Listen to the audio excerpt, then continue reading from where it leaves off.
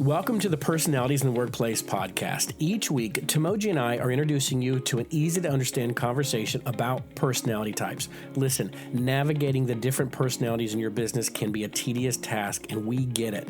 But we believe that once you understand what drives and stresses those you work with, you can better interact and steer those same people toward productivity and success. In order to help, today we're focusing on our 9th personality type, the ESTJ, who we call the manager. This episode is sponsored by Sage Garden Care Center. We specialize in team trainings, executive and manager coaching, and employee optimization workshops. You can learn more at sagegardencare.org. This is Timogi here, the empowerment specialist, and I have Chuck Taylor. Say hi. Hi. From Welcome. Sage Garden Care Center, and I hope you guys have been enjoying as much as I have having Chuck talk to us about these Myers-Briggs 16 distinct personality traits. Well, today we are at the manager, the ESTJ. Talk to me about the manager, Chuck. Let me tell you, if you want somebody who knows how to get stuff done, who wants to accomplish tasks and wants to get the right people on the job to do it, you want an ESTJ on your team. They are great at getting things done. Now, the difference between them and their counterparts, the ENTJ, the ENTJ is focused on the future and where we're going. The ESTJ focuses on the present. Remember the difference between intuition versus sensing. Sensors tend to focus on what's going on right in front of them. So the ENTJ will often have an ESTJ on their team to say, here's what I want to accomplish. Let's break it down into pieces, and then you find the people that are going to get it done. And the ESTJ loves and thrives on getting things accomplished, doing it well, doing it efficiently, and making sure that everybody is included in that process. Great manager, bad date. Moving right along.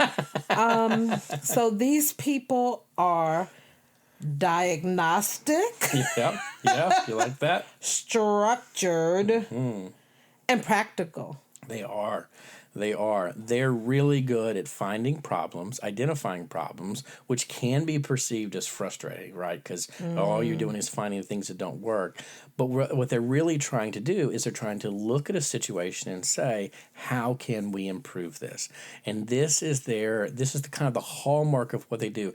They walk into a circumstance, they look at it, they identify the issues that aren't working, and they say, let's work on improving this.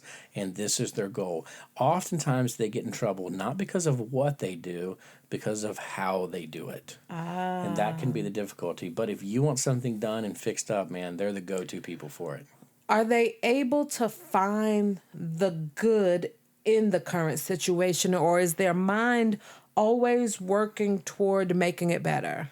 So I'll challenge the question a little bit. It's not a question of whether they can. I think they absolutely can. It's a waste of time to try, right? Because if it's good, then why do I need to focus on it? Right? I don't need to focus on something that's working well. I need to give my time and attention to what's not working well, because the world's a better place if we improve it. So let's look at what we can improve. So the question is can they slow down to appreciate what's working well? And again, I think that they can. It's just, why would they? So you really have got to value and appreciate the fact that they're constantly trying to improve our world.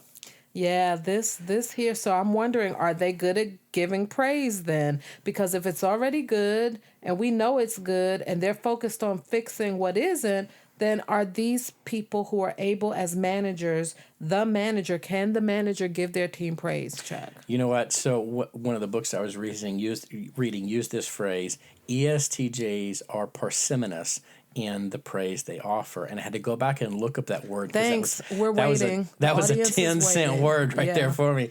So parsimonious is in sparingly. Basically, they're very sparing in the praise they give. Because what's the benefit of praise? Why do I need to take time to give you praise in what you're doing? Why need I tell you thank you for doing a job you get paid to do? This is kind of the mindset. And this is where they come from. Right? They don't do their work for praise. They do their job because that's what they were paid to do. They do their job because internally they have a responsibility to do a job well. And so especially them and their ISTJ counterparts, they're not looking for praise, they're looking for appreciation. We want to take a brief moment here to tell you about Sage Garden Care Center and why we've made this podcast available to you. Every business can optimize productivity by educating their leaders, managers, and employees of their blind spots and pain points. We provide the knowledge and the tools to help you engage your employees to best contribute to the organization's success. We help you leverage their strengths so that you can trust they're helping your organization flourish. As an optimization coach, I help companies nationally and internationally unify their teams, effectively engage conflict, communicate well, and bolster their aptitude for success. Whether you work with a company, a church, an NGO or nonprofit, an education center, or anything else, we have trainings that will help your team. Learn more at sagegardencare.org and look for Chuck's coaching under the Services tab. Schedule your free consultation appointment today, and we will discuss a plan that fits your budget, your needs, and your goals. All right, let's jump back into our conversation. Ladies, don't date this dude right here. I'm just telling you. I mean, he's not even going to tell you how cute that dress looks, and you know good and well you have on your Spanx, right? And he's not going to tell you look good in that dress with those Spanx on, right? So, you know, when I hear this, I'm just thinking, but we all like praise. Mm-hmm. We like it, Chuck. In general, most humans do like praise, yes. Well, I think, you know, you clarified on one of the other personality traits, public praise versus private praise, right? And so I think we all on some level want some private praise. Well, we do, and I'll even go a step further to say there's different kinds of praise. So, for example, if I go to an ESTJ and I say, hey, listen, here is a job that I need for you to get done. If you give it to them, trust them that they're going to get it done.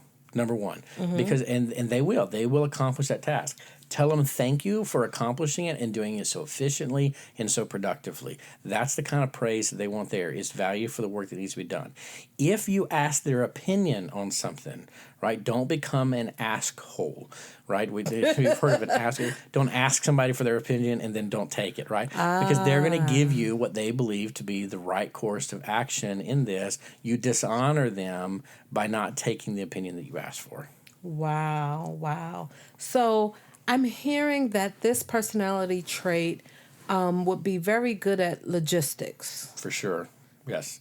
Almost to the point that you give them a project and they can kind of see the interweavings of, okay, this person needs to be here because they do this well, and they need this over here because they can do this.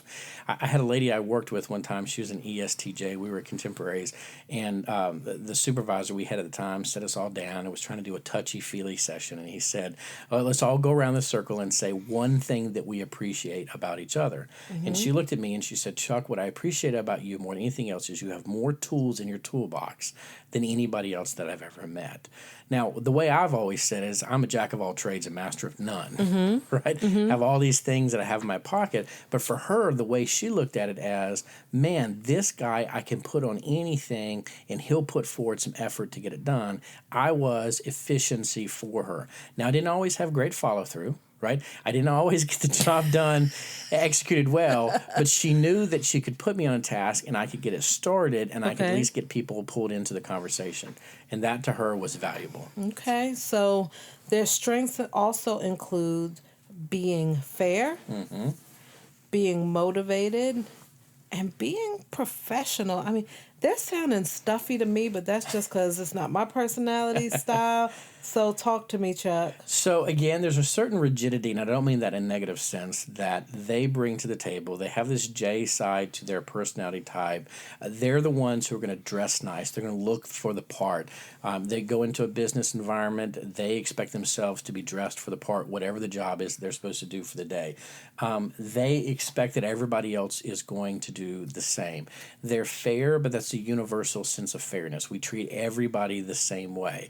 I've met with a couple of HR managers that are ESTJs, and they are universally fair. And when it comes time to let somebody go, they have a reason for letting them go. They tell them, here's the reason. And then they expect the other person is not going to get their feelings hurt about it because, here's the reason. You had 8 tardies. You weren't allowed to be tardy that many times, but you were, so we got to let you go. Questions? No, okay, good. Move on. And if the person's there crying, then they'll walk out the door and let them cry until they're done. Come back in and say, "Okay, are you done now? Let's go." I need one of those warmer traits. I need the comforter to come on back to this situation. You have me over here crying for the person, and it's just a made-up scenario. Right, and these are not, and they're not comforting individuals. They're reliable individuals. They will get the job done. We're going to have to do a dating podcast after this because this might make a great employee, but nah, dude, I don't want to go to dinner with you, right? You're reliable, but not warm. I don't know, Chuck. I don't know. Well, and not to take away from, there's always a workplace side and then there's a relational side.